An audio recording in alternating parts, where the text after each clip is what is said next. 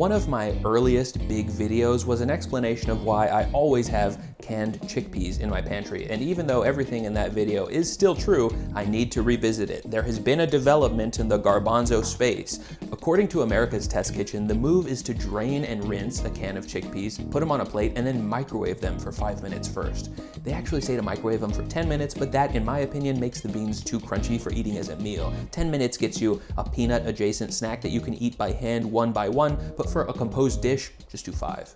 The microwave drives off all that surface moisture and it cooks each bean enough to split open, which means more surface area and thus more crunch. Now, if you place those beans in a pan set to medium-high heat with 2 tablespoons of oil, they'll crisp up more quickly than if you just followed my original instructions. Based on the comments, the only gripe people had with that recipe is that some people felt like they could cook the beans forever without getting them crispy enough. So that's the latest advancement in garbanzo bean cookery. If you wanted a quick hack for crispy chickpeas in less time, that's the whole video. But if you haven't been subscribed to this channel long enough to have heard my impassioned argument in favor of always having this shelf-stable pre-cooked bean within arm's reach at all times, you might not realize how flexible this ingredient is.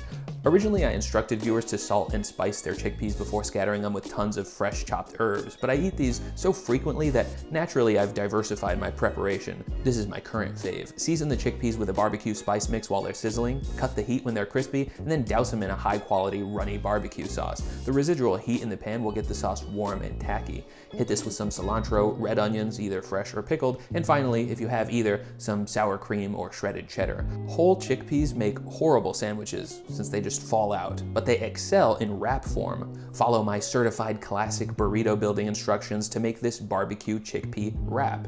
If you ended up using cheddar, it hits the same notes as like a CPK barbecue chicken type beat, but significantly easier to cook and no raw meat cleanup to boot.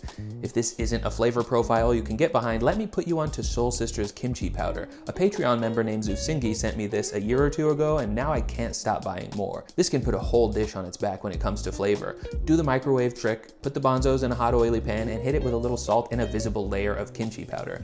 This, in a bowl of rice by itself, is a fantastic low-effort meal, and if you want to punch it up, the flavors welcome all of your favorite rice bowl accoutrements with open, fiber-rich arms. Cucumbers, carrots, pickled daikon, avocado, whatever. The thing that I want you walking away from this video understanding is that a can of chickpeas is still the easiest way that I've found to have a high-quality meal ready in just a couple minutes, and the microwave trick has made things even easier. You get crunchier results with less active cooking.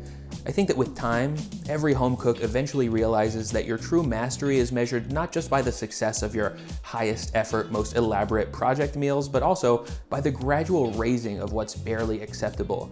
The gourmet grilled cheese that you can still make while intoxicated, the ultra-flexible stir-fry that was born out of fridge clean-out day, or the pellet-shaped protein in a can that, if it weren't for the world of alternatives, you could reasonably eat every day.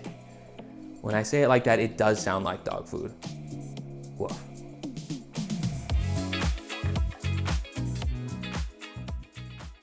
Made In has paid to be mentioned at the end of this video. Made In makes professional quality products for the home cook. Their kitchenware is used in multiple 3 Michelin star restaurants, Alinea in Chicago, Le Bernardin in New York, and Internet Shaquille's cooking videos on your screen right now. They offer every material you could want, from porcelain bakeware to cast iron, carbon steel, and the non-stick pan that cooked the very food that you saw earlier. Made In's Performance Non-Stick Collection is made in America and Italy without PFOA and with 5-ply stainless steel on the bottom, meaning that you'll get a nice even heat instead of the spotty performance that you might expect from cheap non-stick cookware. Another way that Made In differs, their non-stick cookware can go from the stovetop to the oven up to 500 degrees. Non-stick is the easiest cookware to clean, so people who hate washing dishes, look no further. Shop Made In's non-stick cookware collection and use my link in the description for 15% off of your first purchase over $100.